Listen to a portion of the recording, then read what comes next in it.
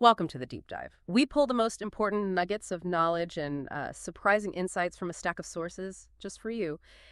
Today, we're tracing a really, I think, remarkable personal journey. It's a reevaluation of leadership itself, captured in this single powerful reflection.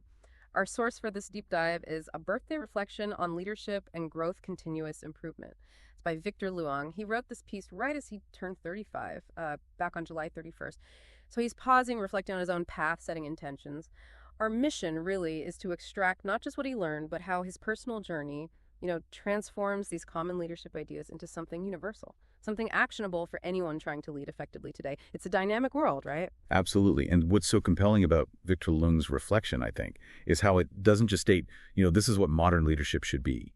Instead, it actually reveals the process of him getting to those realizations. It moves beyond those sometimes abstract corporate definitions. It shows us how deeply personal leadership is, but also how universally applicable it can be. It suggests leadership isn't just a position you get, but more like a way you show up, day in, day out. Okay, so let's dive into that first bit then. His initial reevaluation. He notes the shift in his own understanding, saying leadership is no longer just about managing tasks or making decisions. What do you think sparked that for him, that kind of personal evolution? Well, it seems like his journey kind of forced him to confront the limits of that purely transactional view, just getting things done. He realized that in this world that's changing so fast, leadership isn't just about strategy or telling people what to do. Victor's view, the one he shares here, really emphasizes inspiring others, adapting with purpose, and crucially, leading with empathy. And he clearly sees the challenge there. Guiding people through all this complexity, the unknowns, doing it with clarity and heart. That takes character, he says, courage, connection, things that go way beyond just technical skills or strategy. That really does expand the definition immediately, doesn't it? If it needs that level of character, that connection, well, then it naturally pushes beyond just who has what title on the org chart. So how does this broader view challenge that common idea that leadership's only for people at the top? Exactly. That's one of Victor's most, I think, profound points.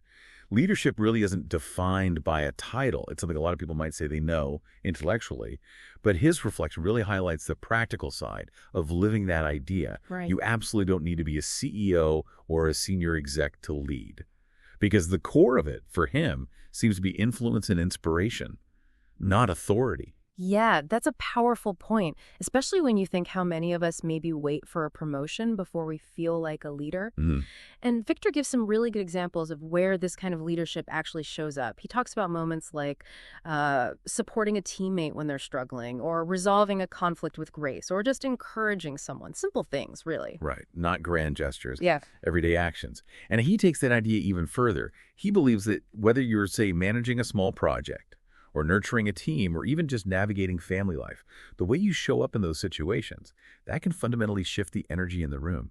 That moment-to-moment presence, that positive impact that is leadership, according to Victor, it's about those consistent, often quiet choices. It really encourages us to look at our daily interactions differently, doesn't it? It's not about waiting for permission. It's about seeing the leadership capacity we maybe already have. And speaking of how we show up, Victor brings up another really crucial lesson. People don't want to be managed. They want to be seen, heard, and valued. We hear that a lot, but what makes his take on it so insightful? I think his insight isn't just that people want to be seen. It's the way he dives into why influence comes from trust, not from authority. Yeah. And then he details the concrete actions that build that trust. Things like showing up consistently, really listening deeply, acting with integrity.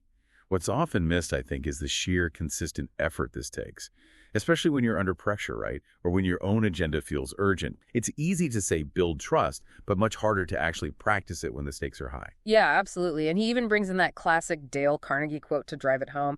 You can make more friends in 2 months by becoming genuinely interested in other people than you can in 2 years by trying to get people interested in you.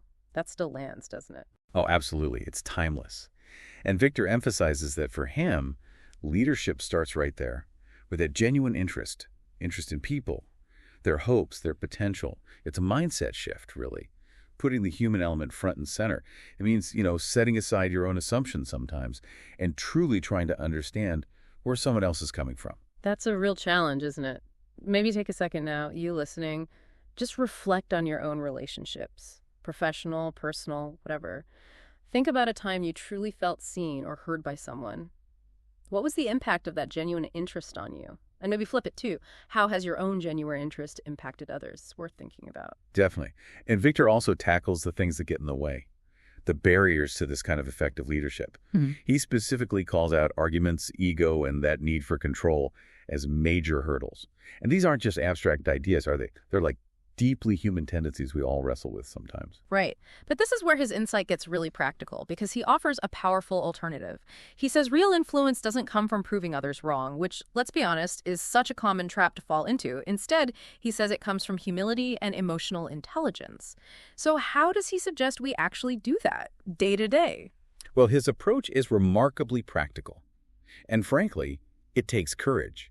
Instead of battling it out, it's about guiding people toward what's right, but doing it together. He gives very specific actions, things like creating space for others to shine, which often means you have to step back yourself, speaking with respect even, or maybe especially when you disagree, offering genuine appreciation, not just generic praise. And this one's interesting, giving people a good reputation to live up to, setting a positive expectation.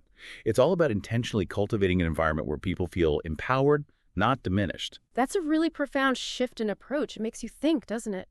Consider maybe a recent situation where you felt that pull to prove your point or to take control. How might applying these ideas, humility, emotional intelligence, creating space, how might that have changed the outcome? Just something to ponder. So as Victor looks ahead into this new chapter of his life at 35, he shares a very personal commitment. He vows to lead not by force, but by example. To speak less and listen more, to mentor when he can, learn always, and to consistently remind people of their own greatness. It's like an active resolution, isn't it, to live these principles? It really reinforces his core message, his conclusion.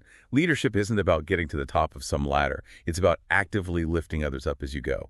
It completely reframes success. It's not individual, it's collective.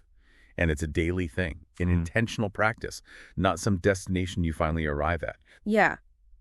He truly believes the world needs more leaders who lead with heart, leaders who genuinely believe in other people's potential and who stay grounded in their values.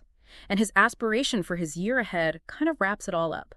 Lead with purpose, lead with love, lead together. It's a powerful, almost spiritual call to action.